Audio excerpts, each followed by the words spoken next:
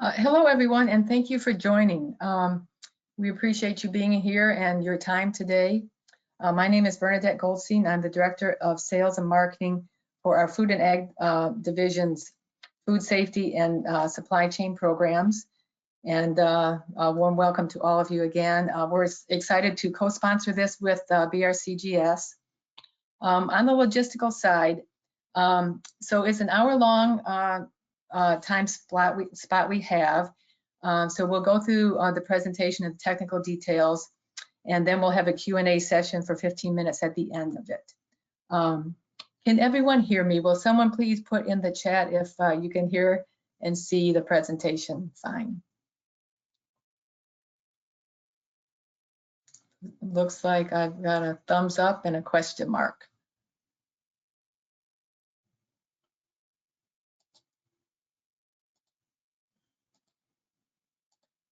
Can someone on our team confirm? Okay, we've got the all set. If there's any other issues, just please enter that in the chat. Everyone will be in listen-only mode for the presentation. If you do have any questions, would like to take those at the end. So please enter them in the chat box, enter them as you think of them, and we'll get to them at the end. There is an option for questions in the question area, but we prefer the chat box so we can all see those. So please remember to enter them in the chat box. That would be the most efficient for us. If we don't get through all of your questions, don't worry, we will follow up with you individually after the webinar and make sure that your questions are answered. And the webinar is being recorded, and we'll be emailing you the webinar recording tomorrow. If you do have any colleagues that were hoping to attend that could not make it, no worries. You can share the link with them. It will be in our resource page on the SCS website as well.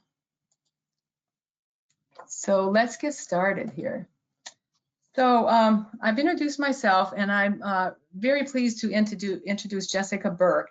She is Delivery Partner Relationship Manager with BRCGS, and she has a wealth of knowledge. She's been in the industry for over 18 years. She began her career in environmental and food testing laboratory, and following that, she held various roles in quality assurance and food safety in the food manufacturing industry, where she helped multiple companies strengthen their food safety systems and achieve GFSI level certification. She's held several roles with BRCGS, including technical specialist for the gluten-free program and plant-based global standard, and senior technical manager for the Americas region. In her current position as Delivery Partners Relationship Manager, her role is to support BRCGS delivery partners in delivering world-class service through collaboration, facilitation, and technical education. She has a very exciting agenda lined up for us. I know all of our team is very excited, and I hope you are too. She'll begin with an introduction to BRCGS, an overview of the GFSI level certification program, and the BRCGS START program, BRCGS Food Safety Issue 8, and audit options and updates. And then we'll close out with a little bit more about SCS and how we can help you get started, and then the Q&A. So a little bit about SCS Global Services. We are a international leader in third-party food safety, environmental and sustainability certifications and standards development. We've been operating for over 36 years now in several various areas of auditing, certification, verification, training, life cycle assessment, and strategic consulting.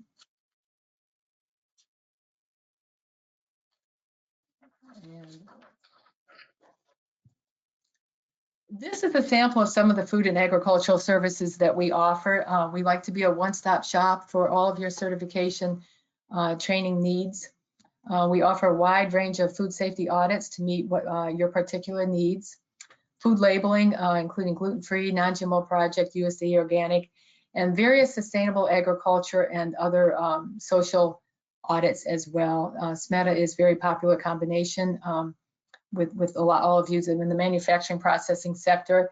And the Marine Stewardship Council as well, MSC, is important one as well. We can often tie those audits together for the seafood industry, of which BRCGS is very popular. And here we go at this point. So I'm going to turn this over to Jessica. Hold on one second.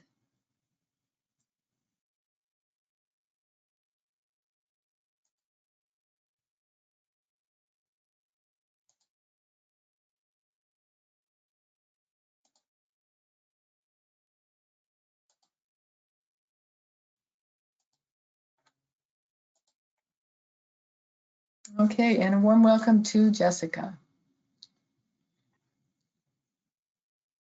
Thank you, Bernadette, and good afternoon, everyone. So today I am going to provide you with an introduction to BRCGS, give you an overview of GFSI, and then talk to you about how GFSI certification might actually be more accessible than you think.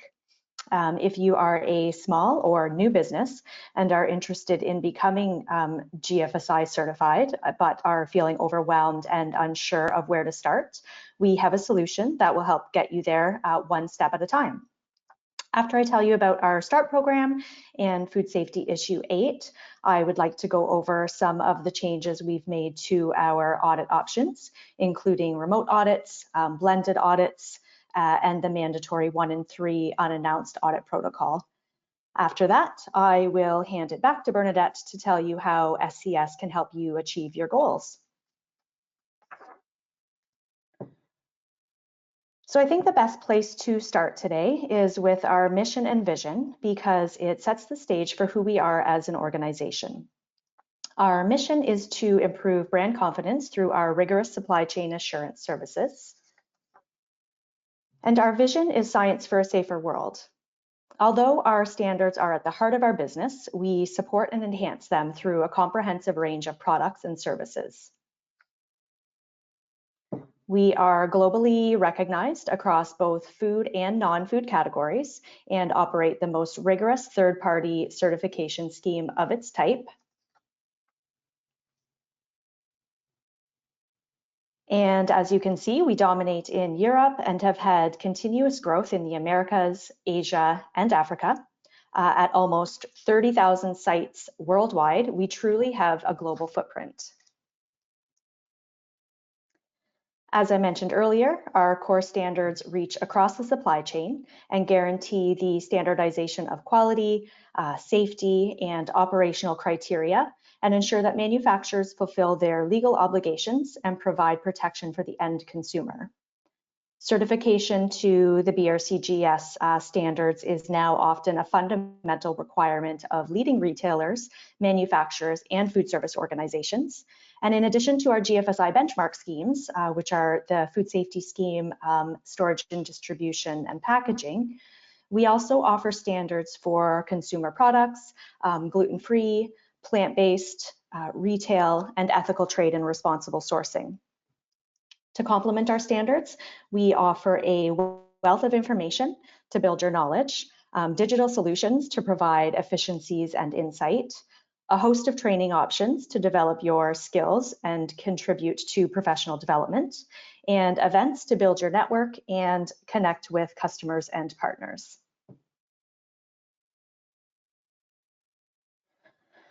So now that you know who we are, I thought I would provide a short overview of GFSI for anyone that isn't familiar with who GFSI are.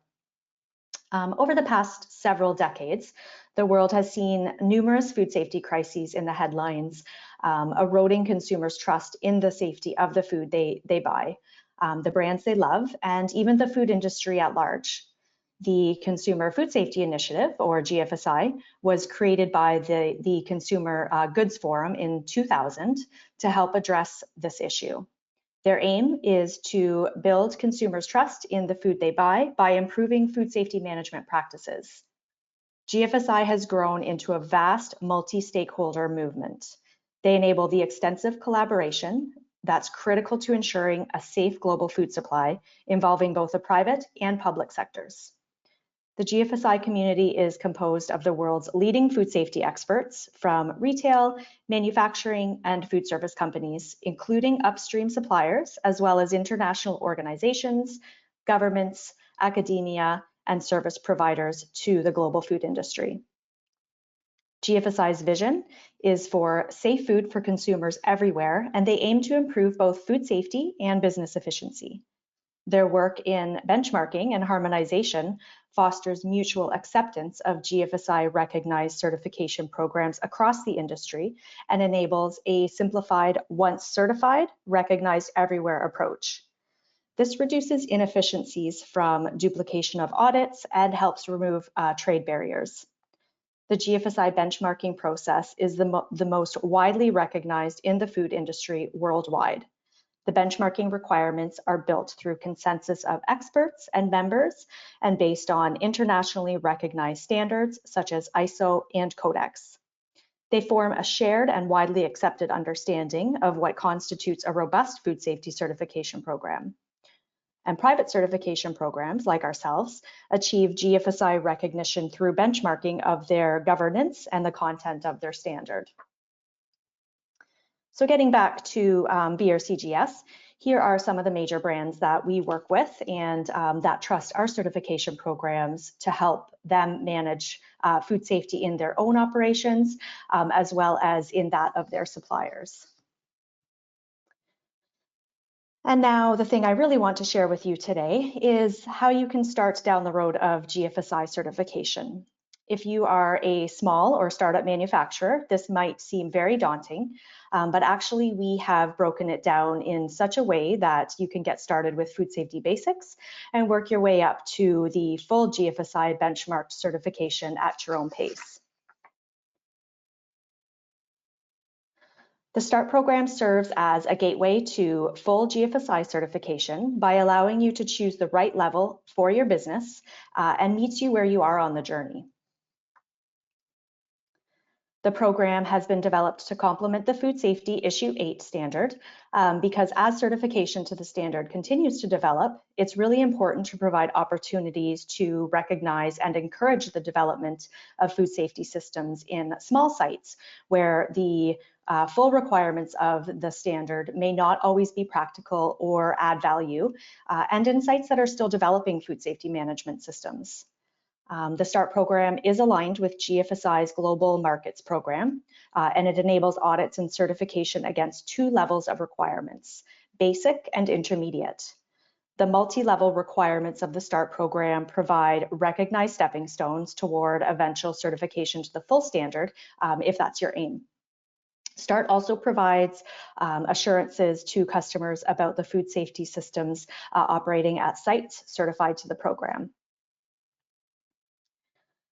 In terms of the scope, the audit and certification applies only to products that have been manufactured or prepared at the site that has been audited, and will include storage facilities that are under the direct control of the production site management as well.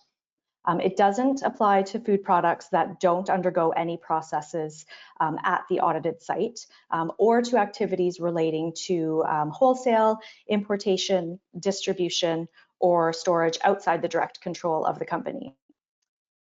One of the highlights of the program is that all of the clauses at the basic and intermediate levels are the same as or closely derived from the clauses in the full standard. So the basic level requirements are designed to ensure at the minimum legal compliance, while the intermediate level requirements are a bit more detailed, building upon legal compliance and an expansion of the HACCP process and the development of a documented quality management system. Each requirement is numbered according to the relevant clause number in the standard, which helps to identify areas that may need further consideration when moving up from the intermediate level to full certification. The program sets out the requirements for the manufacture of processed foods and the preparation of primary products supplied as retailer branded products, branded food products, and food or ingredients for use by food service companies, catering companies, and food manufacturers. As you can see from this graph, small and medium-sized enterprises make up a big portion of the supply chain. However, they are usually considered higher risk suppliers because they often lack the resources and mature food safety systems that are often present at larger suppliers. So the START program is aimed at these small and medium-sized suppliers and can help close the gap and progress these suppliers to the GFSI level over time. So where to begin? There are basically 4 steps to START certification, and I will go over each one in a little bit of detail in the next few slides. So the first thing you'll want to do is visit the BRCGS website and obtain and review a copy of the standard, which is available in multiple languages. Reviewing the standard will allow you to become familiar with the requirements and understand how your current operating processes measure up. And this should give you a really good idea of where you stand and where you need to focus your attention. Once you've reviewed the standard, you'll need to work on developing your food safety management system. This might include establishing prerequisite programs, identifying control points, undertaking internal audits, as well as participating in training. This step may also involve obtaining a consultant to help ensure you're meeting all of the requirements of the program. When you think you've met the requirements of the program, you can test that by using the self-assessment checklist, which you can get on our website. This will allow you to identify any gaps you may still have. At this point, you also have the option of arranging a pre-assessment visit with your certification body, which will allow you to implement any necessary corrective actions. And of course, the last step is arranging your audit with your certification body, making sure staff are available and appropriate preparations are made. Once the audit has been conducted, you'll be required to close out any nonconformities, and these will be reviewed by your certification body. And if acceptable, certification will be granted, and your site will be listed on the BRCGS directory for your current and potential customers to see. So once you've accomplished certification to the START program, you can start setting your sights on certification to the full Food Safety Issue 8, which not only is GFSI benchmarked, it also has a strong quality management system component built right into it. We were also the first to introduce safety culture into our standard, which is now supported by the Food Safety Culture Excellence module.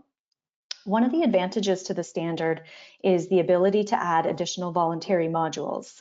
This can reduce audit burden by including requirements that historically needed a separate audit. So for example, second-party audits.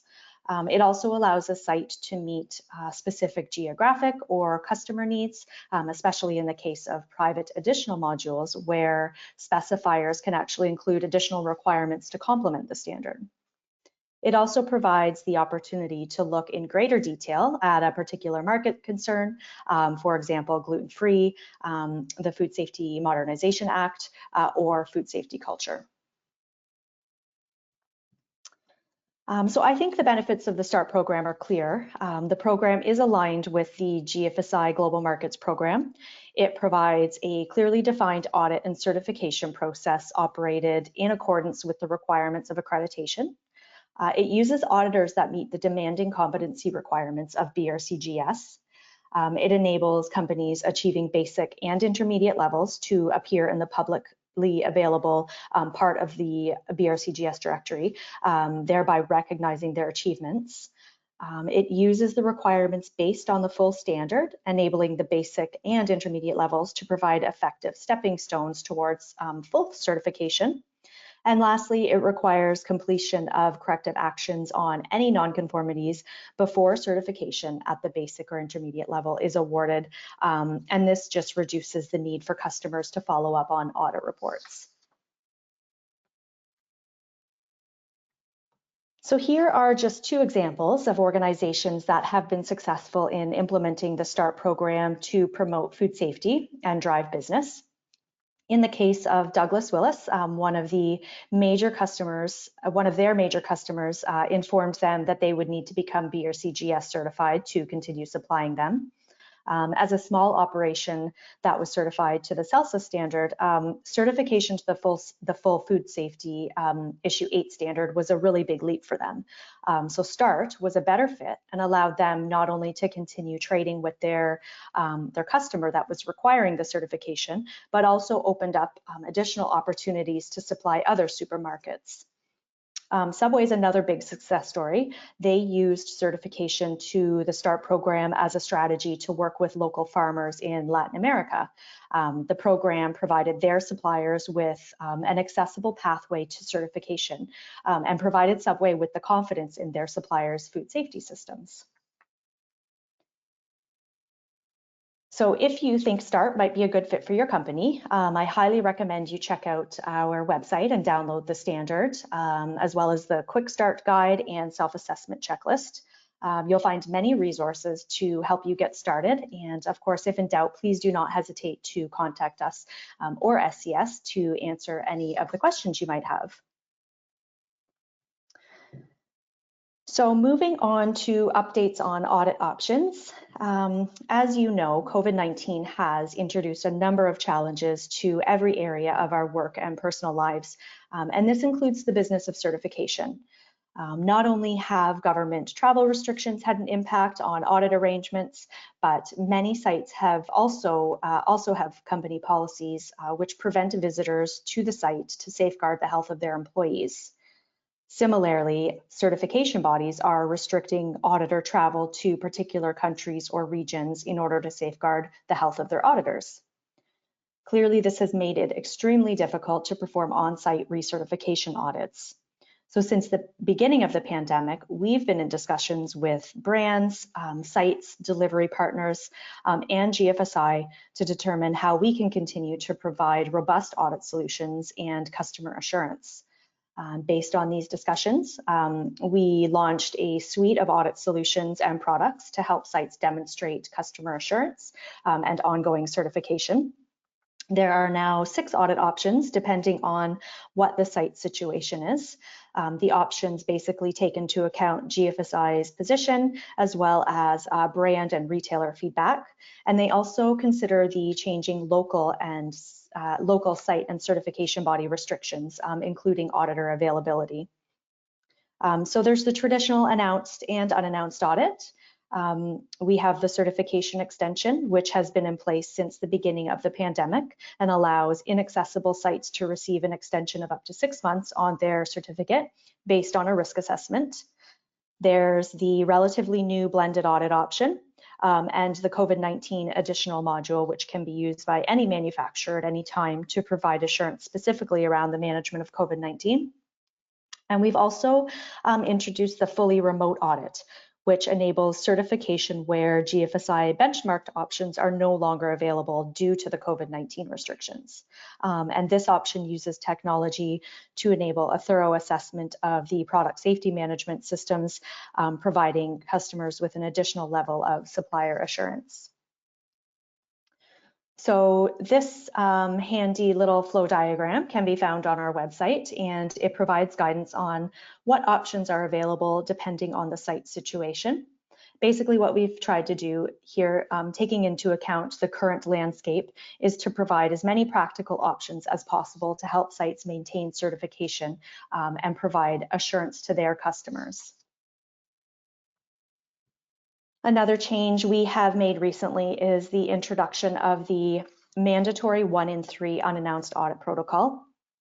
The fully unannounced audit program has been in operation for a number of years now, and we know that there are many benefits to this program. Traditionally, unannounced audits have provided companies with an opportunity to demonstrate their confidence in their systems and procedures to the extent that they are willing to subject these to unannounced scrutiny. Over time, the number of specifiers asking for unannounced audits has actually increased as it provides them with greater confidence in their sites and supplier systems and overall culture. GFSI has also recognized the importance of unannounced audits and have introduced the requirement for at least 1 mandatory unannounced audit every 3 years. Other GFSI benchmark standards such as SQF and FSSC 22000 already operate a 1 in 3 unannounced program, and we will all need to introduce this program this year. We have published a position statement to provide guidance on the new unannounced audit program and detail on how it will be implemented. The protocol will not affect the fully unannounced program, which will continue to operate the same way as always. And while many of the elements of the programs are similar, there are certainly some differences. So I suggest reviewing the detail of the document to understand the requirements.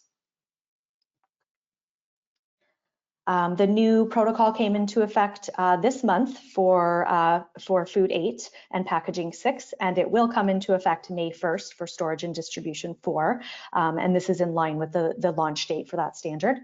While standards like the gluten-free certification program and plant-based aren't GFSI benchmarked, and therefore this is not a requirement for those standards, they will be affected since most applicable sites have combined audits. Therefore, it's important to consider production of those types of products in the planning phase as well. In summary, all sites must have one unannounced audit within a 3-year period.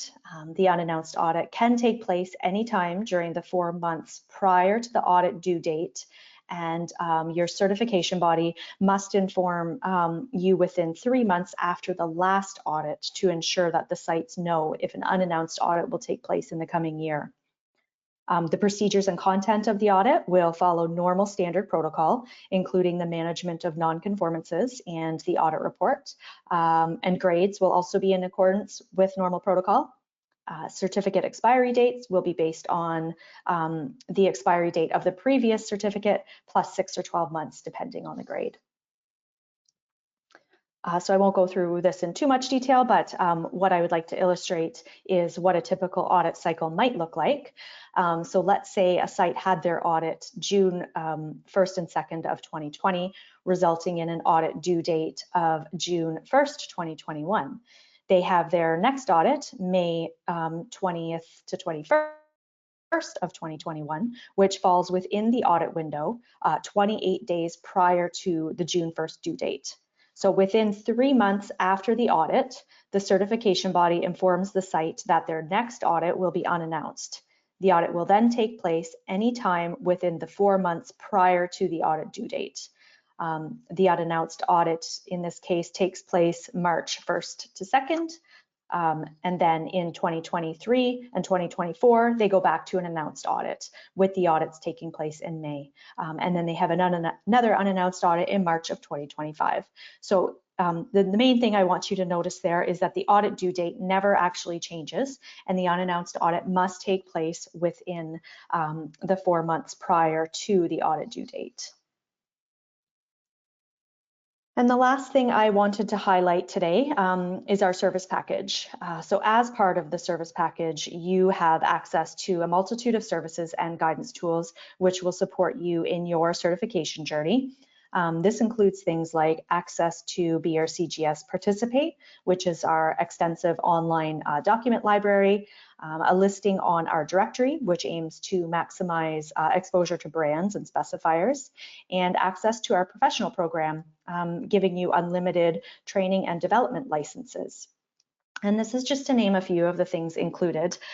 So if you do have any questions about this, or you don't know how to access any of these services, please do not hesitate to ask. So I just want to thank you all for your time today, and thank you to SCS for collaborating with us on this. I hope you have found the information helpful, and now I will hand it back over to Bernadette.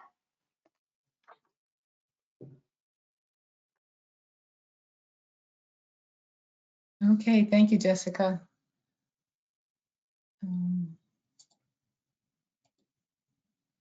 Okay, yes, thank you very much. That was very informative. So how to get started with SCS Global Services? You can visit our website here for more information about our services, and in particular BRCGS. Typically, when you decided that you are interested in pursuing certification, contact SCS to receive an application. With that application, when it's filled out with the proper scoping information, we can offer you a free quote based on the BRCGS program that you choose. And you schedule your audit. And advance notice is typically good to assure that you have the timing that works for you. We conduct the on-site audit. You'll have notice of corrective actions after that that will be corrected, and then certificate issuance will ensue. The certificate decision and then issuance of a certificate if earned.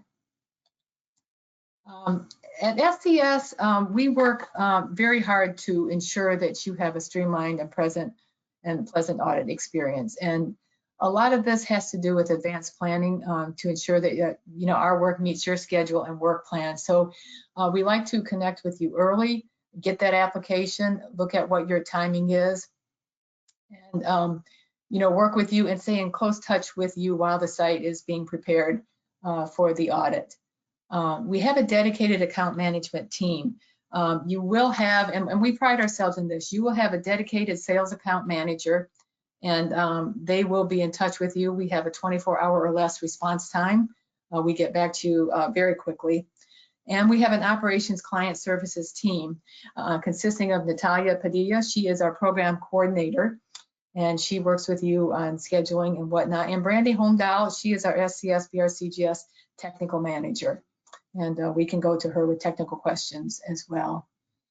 So we're here to serve you, so please reach out to us at any time. We offer flexible auditing options as well, and I know Jessica went through some of the auditing options. We can help clarify and explain that as well.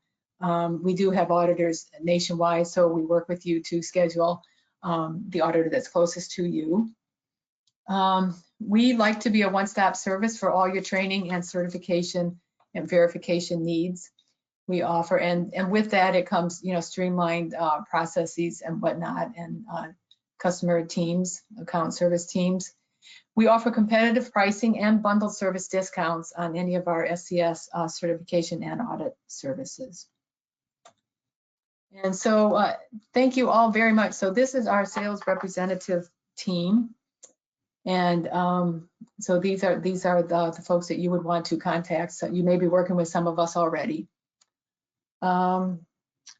So let's move on to questions. Let me see what we have here.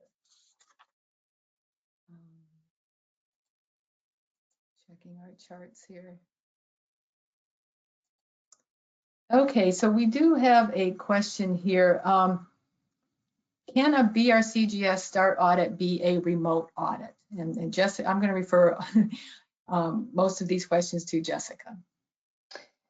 Yeah, so with the remote audit protocol, the first audit should not be a remote audit. So if it's your very first START audit, we would say no, you shouldn't have the remote audit. However, if you're already in the START program and you are looking to have your recertification audit, you can do that, do it that way if you like.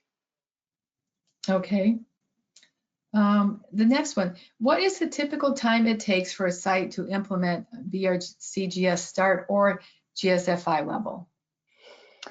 That is a tricky question because it sort of depends where you're at in your with your management systems right now. So, a site who is just starting out and they have not had a chance to develop any of their food safety systems or anything yet, obviously it's going to take them quite a bit longer than somebody who, might already have some prerequisite programs and whatnot in place. And, it really, I can't really give an answer because it really depends on where you're at in the process already. I mean, it could take some people, a year. It could take others multiple years to do that certification. Obviously, the START program takes a little bit less time than full GFSI certification. So what you could do is first year you say do basic, which basic START level, which gets you gets you started, and then you can sort of work throughout the year to intermediate level. So then second year you go intermediate,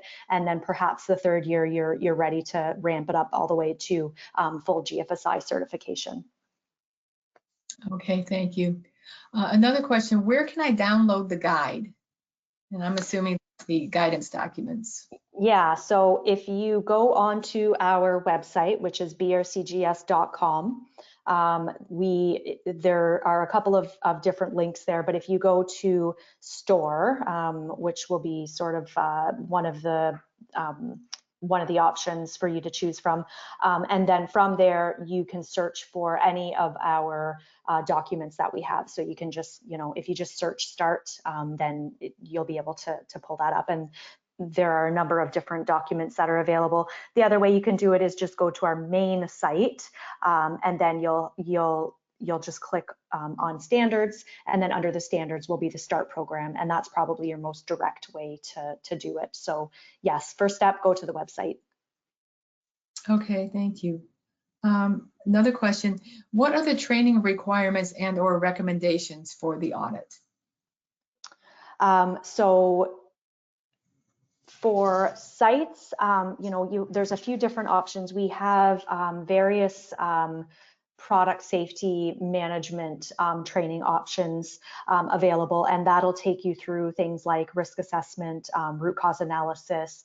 We've got HACCP training, all of that kind of stuff. So while it's not a specific requirement that you take any of those courses, it definitely is going to help you learn how to implement the right systems, and get you to where you need to be to get to certification. So yeah, I would just say again, if you go to our website, we've got a training section there, and you can start down the road of starting to add those things to your agenda. Okay, yeah, thank you. I do want to mention as well that SCS Global Services does offer BRCGS sites training and HACCP training and GMP as well. Another question, do we get an intermediary certification for the START program? So you do get a certificate. Again, there's, you get basic or intermediate, depends on which one you want to go for. And then you'll be listed on the directory. And that's kind of the big deal, because that's where specifiers and customers can go and search for who's got what certification, and it just sort of helps you get your name out there, so that people can start looking for you. Okay. What does it mean if I am asked to host a witness or shadow auditor? So that is part of so basically that's part of our compliance program, and also the certification bodies need to do that as part of their auditing development. So all it means is that somebody extra will be at your audit. They will specifically be just witnessing the auditor that is there. So it has absolutely no bearing on the audit itself. They're just looking at the auditing techniques of the auditor. So it's nothing to worry about. It doesn't mean now you have two sets of eyes instead of one set of eyes looking at your systems. It just means that there'll be an extra person there, but their job is to audit the auditor, not you. Okay, thank you.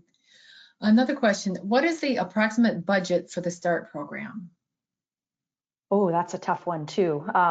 Again, it just really depends on, every site is completely different. So it just really depends on where you are in your systems already. So I don't think I can fairly answer that question. Correct, and understood. And I do want to say to the question, the person who asked the question, the sales team will be happy to talk with you more about that. Once we do have your application, we can scope and price the audit of your choice, and then answer any further questions you might have, any other budget questions that may come up for your total planning for implementation. We can support you with some of those answers, but typically it does start with scoping the facility, so we can offer that price. Okay, I don't see any other questions coming in. I think we have addressed all of them. Oh, let's see, here's one, a new one. How does the remote audit impact the certification for a first audit? I'm not exactly clear on the question. So I guess the first thing would be that a remote audit can't take place for a first time certification. So if that answers the question. If that doesn't answer the question, perhaps you could just clarify a little bit on that one. Well, and I do, I have a further question on that. So on that first audit, is it possible for a portion of it to be done remotely and a portion on site? Sorry, say that again? So on a first audit, either for the GFSI level or the START, is it possible for a portion of that audit to be done remotely and a portion on site? So that would be a blended audit. And again, for the blended audits as well, it's only second time around. A first time audit can't be done as a blended audit. And I mean, basically the reason for this is because it's really important, for an auditor to go there the first time, be able to sort of, walk around and have a really robust assessment of what the site, what's going on at the site for that very first assessment. Okay. This next question has several parts, so I'm going to read it in parts. BRCGS food certification is valid for 1 year. Mm-hmm. What are in place to ensure that an unannounced audit is conducted? And then I'll read the rest here. And at what period stage certification should an unannounced be conducted? So I believe you did address that, but maybe just a summary would be helpful. Yeah, no, that's okay. So the way that it will be ensured is that, so the certification body has to basically manage their own internal systems for when an unannounced audit will happen. So they would keep track of, which sites have had an unannounced audit, which ones need to have an announced audit, and within a 3-year period, all of the sites should have had an unannounced audit. And basically, so when you have your audit, if you're a site and you have your audit, within a few months after that audit, your certification body has to tell you whether your next audit will be announced or not. So you'll have plenty of time to know that your next audit is going to be unannounced. I hope that answers Okay. the question. Yeah. Another question, why have you dropped GFCO? I think that's for you. Yeah. I'll answer that one. We'll send those answers back to you. That I would need to check with our gluten-free food labeling department. Let's see.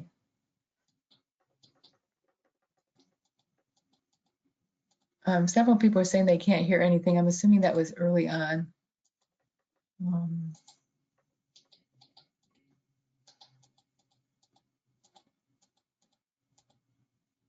Okay, what is the difference between HACCP certification and GFSI certification?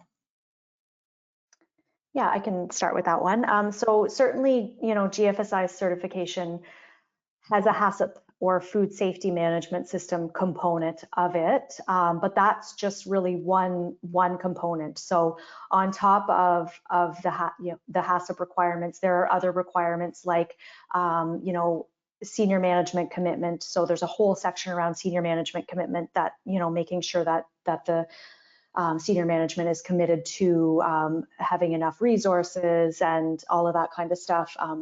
Food safety culture. And then I guess HACCP would sort of, the food safety plan would sort of be the base of it, but then there are multiple layers on top of it to make it GFSI. So it's more than HACCP, I guess, is what I'm trying to say. Okay, another question. If we are at HACCP level, what would make BRC better than SQF? Our company is looking at both, trying to determine which is better for us. Sorry if this is awkward. It is a little bit awkward. I mean, I'm probably biased, but we do, you know, I believe, and we've been known to have the most robust standard out of all of the GFSI standards. So, you know, what that means is that there are more requirements. We're a little bit more prescriptive. So, you know, we basically tell you in more precise terms how to meet certain requirements. So yeah, I mean, I would say that the main thing is that we're a very robust standard. So what that means is that you can trust that the food safety systems that are built into the program are going to manage all of the risks that you need to manage. Okay, thank you. Let me check. I think the other thing I would just mention there as well, on top of the standard itself, is just, as I mentioned, about the service package. So we're not just a standard. You know, the standards obviously are at the heart of what we do, but we provide lots of other services which sort of help you to continue to improve. So, you know, our training offerings are documents that we have available on our website, you know, the technical service that you can get from our technical team, all of those things that sort of fall into the service package are sort of above and beyond, I think. Okay, thank you. So I see no further questions coming in. We're almost up to our 1 hour limit. So I'm going to go ahead and close. In closing, I'd like to thank you very much, Jessica. This was a wonderful presentation, and thank all of you for joining. We value, you know, your time, so I hope you did receive value from this. And we are here for you at any time. Just please reach out to our team, and we will be in touch with you promptly. Thank you all again. Bye-bye. Thank you. Bye-bye.